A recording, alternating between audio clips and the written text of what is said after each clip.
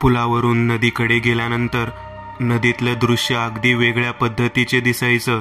नदीच्या पलीकडच्या भागामध्ये सागवानाचे झाड आणि त्या नदीला येऊन मिळणाऱ्या ओढ्या नाल्यांचा भाग जास्त प्रमाणात होता. त्या ओढ्यातून पलीकडे गेलं की भाताची शेती आणि बरीच वस्ती दिसत होती. मी सत्यवानला विचारलं, हा भाग खूप जुन्या काळातला आहे का? तेव्हा सत्यवान म्हणाला, हो, खूप म्हणजे खूप जुना आहे. डोंगराच्या दगडामध्ये कोरलेले अनेक वास्तुशिल्प तुला या ठिकाणी दिसतील. मुळात पुरातन काळातील कारले आणि भाज्या ज्या लेण्या आहेत यासारखाच हा काही भाग आहे. दोघेही जण मिळून फिरत होते. सत्यवान माझ्याकडे पाहत म्हणाला, सुभाष, तुला एक गोष्ट विचारावीशी वाटते.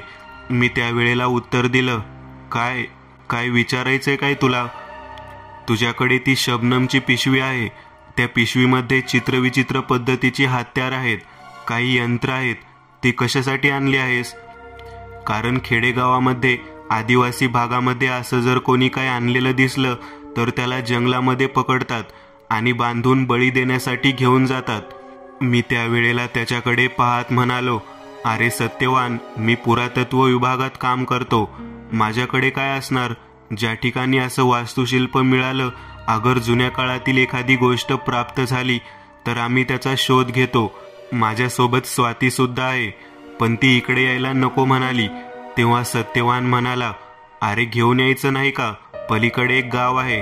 त्या गावाच्या बाजूच्या स्मशानभूमीजवळ एक वेगळ्याच पद्धतीचं थडगं आहे.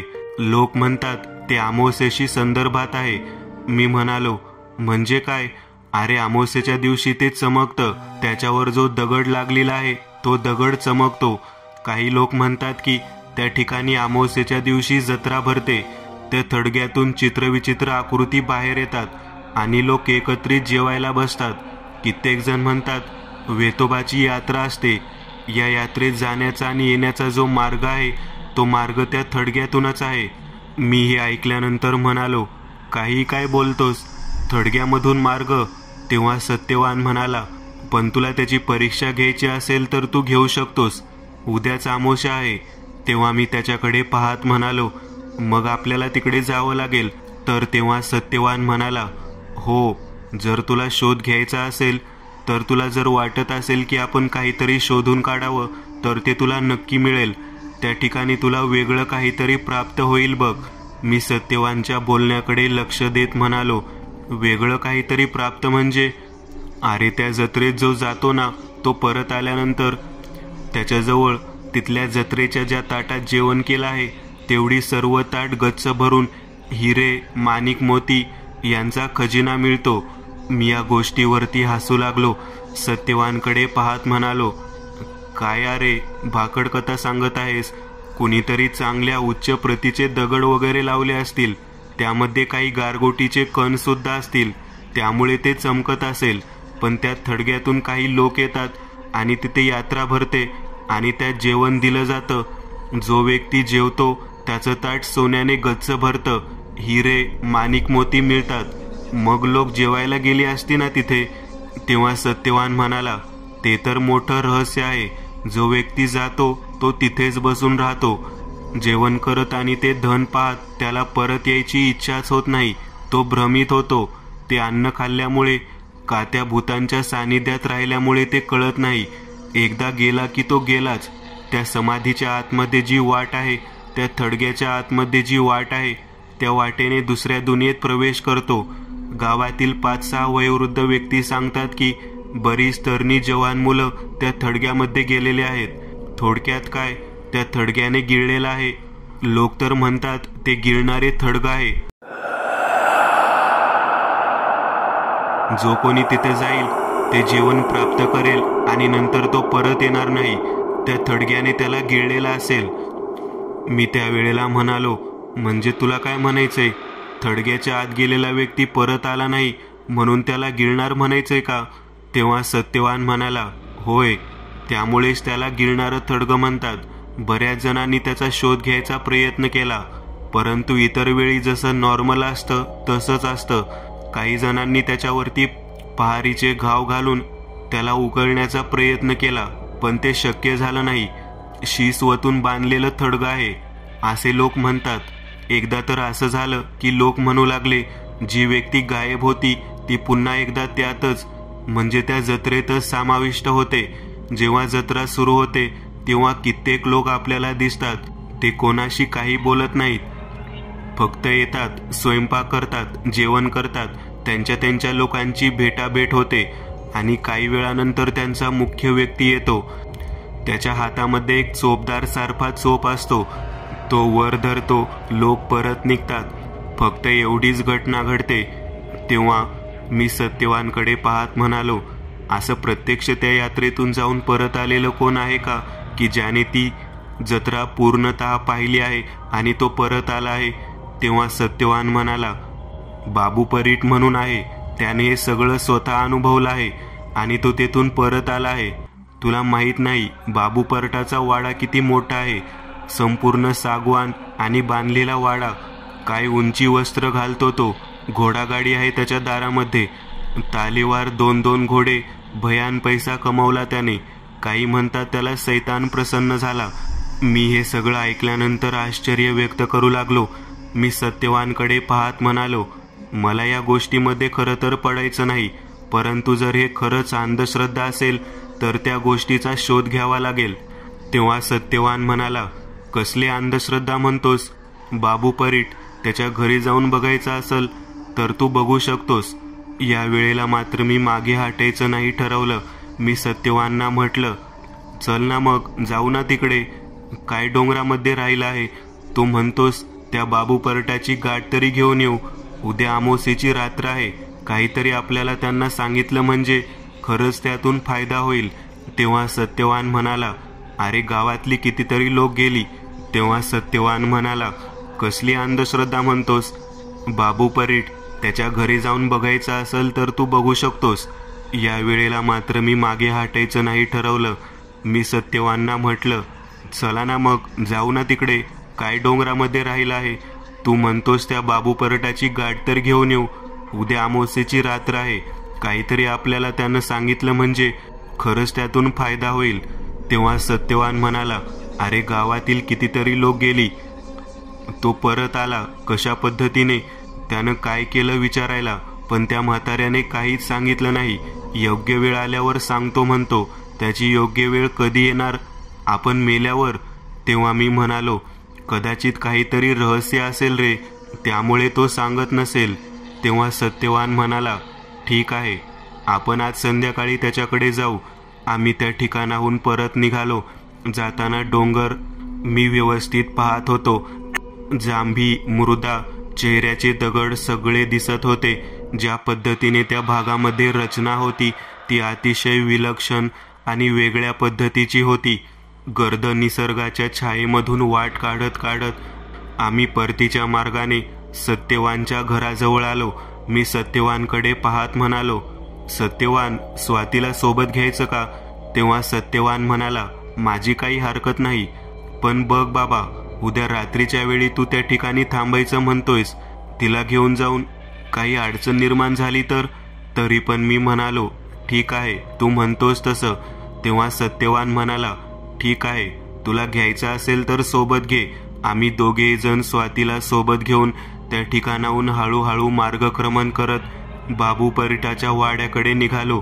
बाहेरच्या बाजूला 2 चांगल्या मोठ्या गाड्या लावलेल्या होत्या. कडेला एक घोडागाडी होती. मी विचारलं, 4 व्हीलर गाडी असताना ही घोडागाडी कशासाठी? तेव्हा सत्यवान म्हणाला, अरे त्याची इच्छा आहे रे, की पूर्वीच्या काळात जशी लोक घोडागाडी फिरत होते तशी गाडी असावी म्हणून. त्यानेही केली आहे. हे ऐकल्यावर मी हसलो. मोटर गाडी असताना घोडागाडी वापरायची काय गरज? बावळट दिसतो बाबू. तेवढ्यात मी तिथून आतमध्ये प्रवेश केला. स्वाती म्हणाली, काय हा प्रकार आहे? तेव्हा मी स्वातीला म्हटलं, सगळं काही सांगतो, पण शांततेने बसून राहा. आम्ही दोघेही जण आतमध्ये प्रवेश केला. माझ्या पाठोपाठ स्वाती सुद्धा आली. तिघेजण मिळून बाबू परीटाच्या घराच्या त्या चौसोपी वाड्याच्या सोफा सेटवर बसून त्याची वाट पाहू लागलो. आतमधून एका दंडाला धरत धरत एक तरुण मुलगा बाबू परीटाला बाहेर घेऊन येत होता. मी त्याच्याकडे पाहिलं. पिळदार मिशा, चेहऱ्यावरती सुरकुत्या, डोक्याला चांगला फेटा, पायामध्ये उजव्या आणि डाव्या बांधलेला गोप हे सर्व पाहिल्यानंतर सत्यवानकडे पाहत बाबू परीट म्हणाला, कशाला आला आहेस इकडं? इकडे यायची काही गरज आहे? तेव्हा सत्यवान म्हणाला, हा माझा मित्र आणि त्याची मैत्रीण, दोघेजण मिळून आले आहेत. त्या दोघांना तुम्हाला भेटायचं आहे. बाबू माझ्याकडे पाहत म्हणाला, काय काम काय काढलं? तेव्हा मी त्याच्याकडे पाहत म्हणालो, विशेष असं काही नाही. ते पलीकडच्या गावामध्ये जे थडग आहे त्याच्याबद्दल माहिती हवी होती. तेव्हा तो आमच्या दोघांकडे पाहत चिडला आणि जागेवरून उठायला सांगितले. आल्या मार्गाने निघून जायचं. तरणी पोर दिसत आहात, अजून लग्न व्हायचं आहे आणि आला थडग्याच्या शोधात. तुला माहित आहे का ते काय आहे? माणसाचं आयुष्य गिळणारं थडग आहे ते, गिळून टाकते एकाला. तेव्हा मी म्हणालो, मग तुम्हाला वाटतं का अजून अनेक जणांना त्याने गिळावं? तेव्हा बाबू परीट माझ्याकडे प्रश्नार्थक नजरेने पाहू लागला. मी पुन्हा एकदा म्हटलं, तुम्हाला वाटतं का आजोबा की अजून बऱ्याच लोकांना त्यांनी गिळावं म्हणून? तेव्हा तो म्हणाला, नाही नाही, जिवंत माणूस जेव्हा त्यात जातो तेव्हा त्याचा आक्रोश, त्याच्या आरोळ्या, किंकाळ्या, त्याचं ओरडणं रात्रभर झोपू देत नाही. म्हणून तर मी कोणाला त्या जागेचं रहस्य सांगत नाही. एखादा जर आत गेला तर मग तो गेला. मला माहीत आहे, जर असा व्यक्ती आत गेला तर तो परत कधी येत नाही. पण मला मात्र त्याचा आवाज येतो. मला खूप त्रास होतो. मला तो व्यक्ती दिसतो. तेव्हा मी आश्चर्यकारक नजरेने त्याच्याकडे पाहत म्हणालो, तुम्हाला दिसतो? ते कसं काय? तेव्हा बाबू सांगू लागला, त्या थडग्यातून जे बाहेर येतात त्या सर्व लोकांसोबत मी स्वतः जेवण केलं आहे. मी ती यात्रा पूर्ण केली आहे. मला जेवढी ताट जेवली तेवढी ताट गच्च भरून सोनं नाणं मिळालं. मी तिथून हललोच नाही. मी माझ्या स्मृतीला लक्षात ठेवलं. आपण या ठिकाणी आलो आहोत ते केवळ जेवण करण्यासाठी. जी लोक जातात ती भ्रमित होतात, पण मी भ्रमित झालो नाही. तेव्हा मी म्हणालो, असं कोणतं कारण आहे ज्यामुळे तुम्ही परत आला? तेव्हा बाबू परीट माझ्याकडे पाहून स्मित हास्य करत म्हणाला, नाही लेका, तुला हे नाही सांगू शकत. बाबू परटाचं बोलणं ऐकल्यानंतर मी त्याच्याकडे पाहत म्हणालो, या संपूर्ण प्रकारातून अगदी सुखरूपरित्या घरी आलेले तुम्ही एकटेच आहात. मला ते रहस्य जाणून घ्यायला आवडेल, पण तुम्ही सांगायला तयार नाही. त्यामागचं कारण काय आहे ते तरी सांगता का? तेव्हा बाबू परीट म्हणाला, ज्या गोष्टी मी स्वतः भोगल्या आहेत त्या दुसऱ्या कोणी भोगू नये म्हणून मी सांगत आहे. तेथून आपण ज्या ज्या गोष्टी घरी घेऊन येतो त्या आपल्याला सुख समाधान प्राप्त करून देतात. परंतु एक गोष्ट लक्षात घे, ज्या वेळेला अमावस्या असते, ज्या वेळेला पौर्णिमा असते, त्या रात्री तिथे असणारे जे लोक आहेत ते आपल्या समोर प्रत्यक्ष दिसतात आणि आपल्याशी बडबड करतात, आपल्याशी बोलतात. तू कधी येणार, तू कधी येणार, या पद्धतीने सारखं विचारतात. मानसिक संतुलन बिघडेल अशी परिस्थिती होते. मी अमावस्या दिवशी आणि पौर्णिमे दिवशी दारू पिऊन ते सर्व काही सहन करतो. जेवढी श्रीमंती प्राप्त होते तेवढाच मानसिक त्रास होतो. तुला या गोष्टी जर जाणून घ्यायच्या असतील तर तू उद्या अमावस्या आहे त्या ठिकाणी जा. तेव्हा मी म्हणालो, मला एक गोष्ट समजेल का? तुम्ही परत कोणत्या गोष्टीमुळे आलात? तेव्हा बाबू परीट म्हणाला, माझा व्यवसाय कपडे धुवून इस्त्री करून द्यायचा. मी माझ्याकडे असलेल्या जागीरदाराच्या कपड्यांचा वापर केला. माझे सर्वसामान्य कपडे मी अगोदर घातले आणि त्यानंतर जागीरदाराचे कपडे घातले. एकावर एक असे 2 वस्त्र धारण करून मी त्या ठिकाणी पोहोचलो. सगळ्यात महत्त्वाची गोष्ट अशी की तिथे जेवण केल्यानंतर आपण जे जेवण करत आहोत ते ताट एकापाठोपाठ एक ते बदलत जातात. जेवढे ताट रिकामी होतात ती बाजूला घेतली जातात. त्यांना केवळ आपलं शरीर दिसत असतं, आपला चेहरा, बाकीच्या गोष्टी दिसत नसतात. मी त्यावेळेला माझ्या बाजूलाच असलेल्या एका प्रेतात्म्याच्या अंगावर माझ्या अंगावरचा जागीरदाराचा ड्रेस काढला आणि टाकला आणि मी माझ्या स्वतःच्या कपड्यामध्ये तिथे बाजूला बसलो. जेवढी ताट मी जेवलो होतो तेवढे गच्च भरून तेथील सैतानांनी जत्रेतील भाग म्हणून हिरे, माणिक, मोती ठेवले होते. मी माझ्या स्वतःच्या कपड्यामध्ये, त्या ड्रेसमध्ये ते सर्व काही उचलले आणि तेथून बाहेर आलो. केवळ ड्रेसमुळे, केवळ कपड्यामुळे मी तेथून बाहेर निघालो. त्याचा हा प्रकार ऐकल्यानंतर मी ती गोष्ट करण्यासाठी तयार झालो. मी बाबूकडे पाहत म्हणालो, मला या गोष्टीला करण्यासाठी तुम्ही मदत कराल का? तेव्हा बाबू म्हणाला, का नाही करणार, करतो ना, पण तुला एक गोष्ट करावी लागेल. मला जे ताट दिलं होतं ते ताट मी सोन्या नाण्याने भरलेलं घरी आणलं. ती ताट आहे अशी तिथे ठेवून यायची. जर ती ताट तो ठेवून आलास तर माझ्या पाठीमागे लागलेला त्रास निघून जाईल. जर तो हे काम करू शकला नाही तर ते लोकांना गिळणारं थडगं तुला सुद्धा गिळून टाकेल. मी त्यावेळेला म्हणालो, मी त्या विशिष्ट पद्धतीच्या रचनेच्या त्या थडग्याच्या बांधकामाबद्दल माहिती गोळा करेल. तुम्ही म्हणता त्या पद्धतीने सोबत तुम्ही आणलेली ताट तिथेच ठेवून मी तिथून एकही गोष्ट घेऊन परत येणार नाही. हा जो काही भाग आहे तो पूर्णतः बंद करण्याचा मी प्रयत्न करेन. बाबूला माझं बोलणं पटलं होतं. त्याने मला मदत करायची म्हणून त्याच्या जवळच्या 2 ड्रेस मला दिले. ते मी अंगावरती घातले. मी म्हणालो, माझा स्वतःचा ड्रेस. परत तुम्ही अजून 2 ड्रेस दिले, ते कशासाठी? तेव्हा बाबू म्हणाला, पहिला ड्रेस घालून तू जेवण कर, तो काढून बाजूला टाक. दुसरा ड्रेस घालून तू तेथील ताट जिथे आहेत तिथे तू मी दिलेला ताट ठेव. आणि तुझ्या ड्रेसमध्ये जर तुझी इच्छा असेल तर सोनं नाणं घेऊन तेथून परत ये. हे सगळं काही ऐकल्यानंतर मी ठीक आहे म्हटलं. अमावास्येच्या दिवशी सकाळी सर्व तयारी झाली होती. मी त्या गावाच्या स्मशानभूमीजवळ जाऊन पोहोचलो. आता काही ना काही करून का होईना त्या थडग्याजवळ जिथे चमकणारा भाग आहे तिथे मला जायचं होतं. मी त्या विलक्षण विचित्र असणाऱ्या थडग्याच्या काही अंतरावर जाऊन उभारलो. वरच्या बाजूने अगदी चांगल्या रीतीने त्याच्यावरती छत घालण्यात आलेला होता. कमरे इतका उंच कट्टा आणि त्यावरती बांधण्यात आलेलं ते थडगं ग्रेनाइटच्या दगडामुळे चमकत होतं. चमचम चमकणारं थडगं पाहिल्यानंतर मी विचार करू लागलो, या जवळ पोहोचल्यानंतर व्यक्ती कुठून आतमध्ये जात असेल. मी त्या थडग्याजवळ पोहोचलो. माझ्या जवळचं काही साहित्य, काही यंत्र मी त्या थडग्याला लावण्याचा प्रयत्न केला. तेव्हा चित्रविचित्र आवाज आणि बडबड मला ऐकू येऊ लागली. त्या थडग्याच्या समोरच्या दिशेने जिथे फरशी होती तेथील भाग मी त्या ठिकाणी उभारल्यावर आपोआप सरकू लागला. खाली गुहेसारखा भाग मला दिसला आणि अचानक त्या दिशेने आतमध्ये खेचला जाऊ लागलो. एकावर एक असे 3 ड्रेस घालून मी तिथे प्रवेश केला होता. माझ्याजवळ मागच्या बाजूला मी 3 ताट हातात घेतलेली होती. आतमध्ये गेल्यानंतर मला चित्रविचित्र पद्धतीचा आवाज ऐकू येऊ लागला. समोर पांढऱ्या शुभ्र डोळ्यांची व्यक्ती मला दिसू लागली. त्या ठिकाणाहून बरंच अंतर पार करून गेल्यानंतर गुहेची वाट एका जमिनीपर्यंत वरच्या बाजूला आलेली होती.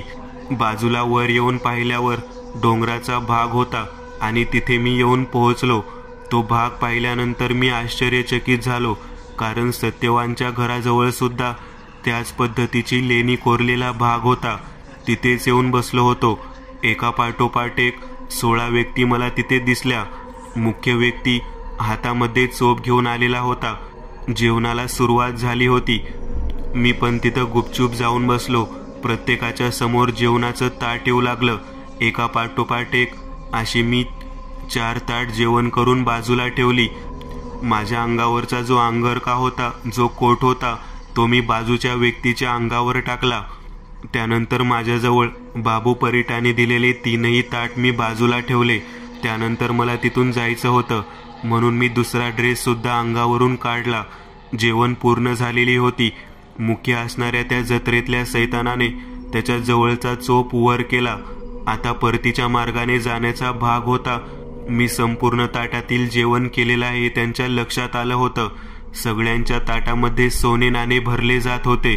मी कशालाच हात न लावता तेथून थेट त्या गुहेतील वाटेने बाहेर पडू लागलो. माझ्या लक्षात येऊ लागलं, माझ्या पाठोपाठ कोणीतरी येत आहे. मी तशाच वेगामध्ये त्याच ठिकाणाहून परत निघालो. थडग्यातून बाहेर येण्यासाठी जो जिना होता तो पायऱ्यांचा जिना चढलो. तिथून वर आलो आणि थडग्याच्या त्या फरशीच्या भागातून वरती आल्यावर तिथेच उभारलो. एका क्षणात ती फरशी बंद झाली. मी त्या ठिकाणाहून स्मशानभूमीतून बाबू परटाच्या घराकडे येण्यासाठी निघालो. मला वाटेमध्ये स्वाती आणि सत्यवान दोघेही जण भेटले. काय झालं काय झालं म्हणून ते मला विचारत होते. मी काहीच बोलत नव्हतो. मी बाबूच्या घराजवळ जाऊन पोहोचलो. मला जे दिसलेले लोक होते ते सर्वच्या सर्व लोक माझ्या नजरेसमोर येऊ लागले. मला नेमकं समजेना की असं का घडत आहे. मी जत्रेचे नियम तर पाळलेले होते, गिळणारं थडगं मला मिळू शकलं नव्हतं. आता या सर्व व्यक्तींचा भाग मला ऐकू येत होता. मला का ऐकू येत आहे? त्यांचा आवाज माझ्या पाठीमागे का आल्यासारखा वाटत आहे? मी याचा विचार करत होतो. मी सत्यवान आणि स्वातीबरोबर बरंच अंतर पार करून बाबूच्या घराजवळ पोहोचलो. बाबू माझी वाट पाहत होता. 3 वाजून गेले होते. मी बाबूजवळ गेल्यानंतर त्याने मला बाहेरच पाय धुवायला सांगितले. पाय धुतले आणि मी घरात प्रवेश केला. त्याच वेळेला माझ्या नजरेसमोर आरशामध्ये पाहिल्यानंतर मागे कोणीतरी आला आहे असं दिसलं. माझ्या नजरेसमोर आरशामध्ये थडग्यावर बसलेले 16 लोक मला दिसत होते. 4-4 अशा 4ही बाजूने 16 लोक बसलेली मला दिसत होती आणि थडग्यावरती तो मुख्य चोप धरलेला व्यक्ती दिसत होता. माझ्याकडे पाहत ते सर्वजण म्हणत होते, तुझी अमानत ठेवून जातोस, तुझी अमानत ठेवून जातोस, घेऊन जा, घेऊन जा, तुझी अमानत. आम्ही उधार ठेवून घेत नाही आणि जत्रेचा नियम मोडत नाही. मी आरशामध्येच उभारून त्यांच्याकडे पाहत म्हणालो, मी कोणता नियम मोडला आहे? तेव्हा ते म्हणाले, आम्ही जेव्हा जेवायला देतो तेव्हा ताट भरून जत्रेच्या नियमाप्रमाणे धनाचा हिस्सा येतो. तो येथे ठेवून तू गेला आहेस. तुला तो हिस्सा द्यायचा आहे. तो हिस्सा तुला घेऊन जावा लागेल. आता मात्र मी विचार करू लागलो, आपण ती ताटं तिथेच ठेवली, ती परत केली तेव्हा आपण ती ताट परत आणायला पाहिजे होती. मी बाबूकडे पाहत म्हणालो, ते सर्वच्या सर्वजण मला त्या थडग्यावर बसलेल्या अवस्थेत या आरशामध्ये दिसत आहेत. तेव्हा बाबू म्हणाला, होय, ते दिसणारच. ही ताट तुझी परत केली, ती त्यांची त्यांना देऊन टाकलीस. त्या जत्रेमध्ये दरवेळेला नवीन माणूस यावा लागतो. जर तो आला, त्याने नियम पाळले तर त्याला सोनं दिले जाते. जर तो आला, नियम नाही पाळले तर तो त्यांच्यापैकी एक होतो. आता तू नियम पाळले परंतु सोनं घेतलं नाही. तुझ्या मालकीचं, तुझ्या हक्काचं सोनं, हिरे, माणिक, मोती हे सगळे त्यांच्याकडेच राहिलेत.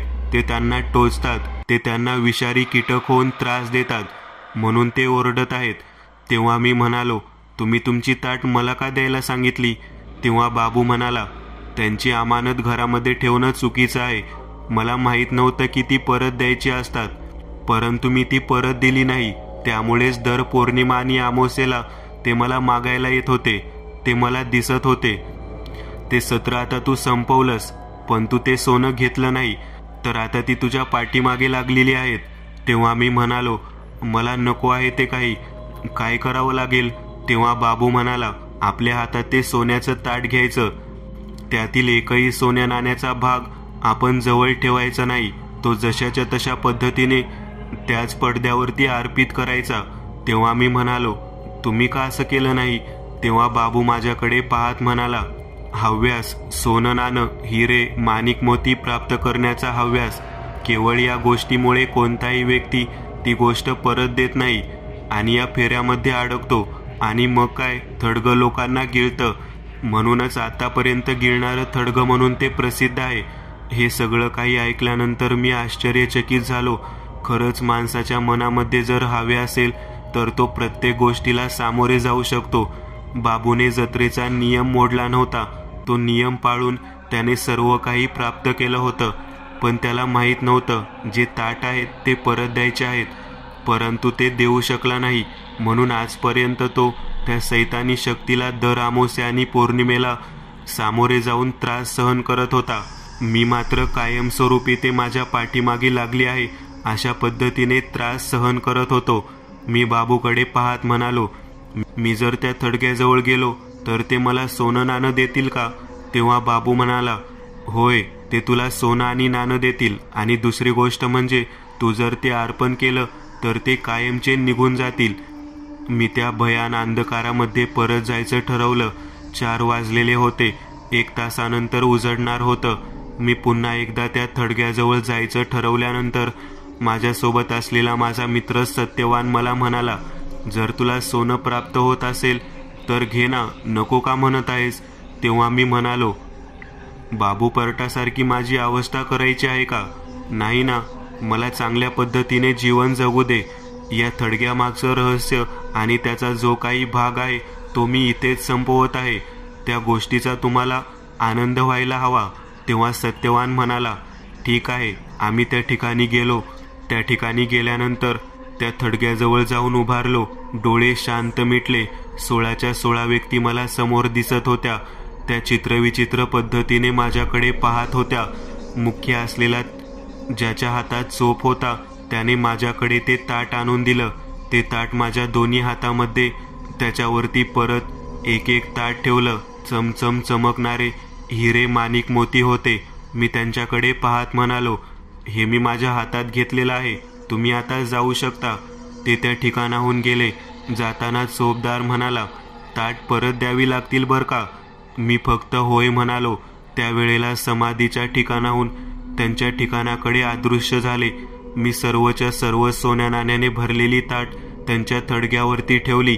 एका क्षणात चमचम चमकणारं थडगं दगडाप्रमाणे काळसर रंगात बदललं गेलं. मी तेथून परत निघालो. बाबूच्या घरापर्यंत येऊन पोहोचलो. बाबू माझ्याकडे पाहत म्हणाला, खूप मोठा दिलदार व्यक्ती आहेस. समोर सोनं नाणं पैसा अडका पाहून सुद्धा डगमगला नाहीस. तेव्हा मी म्हणालो, तुम्हाला माहीत आहे का, ज्या गोष्टीने आयुष्य दुःखप्रद होतं ती गोष्ट कायमची सोडून द्यायची असते, मग ती कोणती सुद्धा असू देत. नेमकं तीच गोष्ट तुम्ही सोडू शकला नाही. शेवटी माझ्या रूपाने का होईना तुम्हाला या त्रासातून मुक्ती मिळाली. तेव्हा सत्यवान म्हणाला, आणि तुझ्या रूपाला, आमच्या गावाला त्या गिळणाऱ्या थडग्यापासून मुक्ती मिळाली.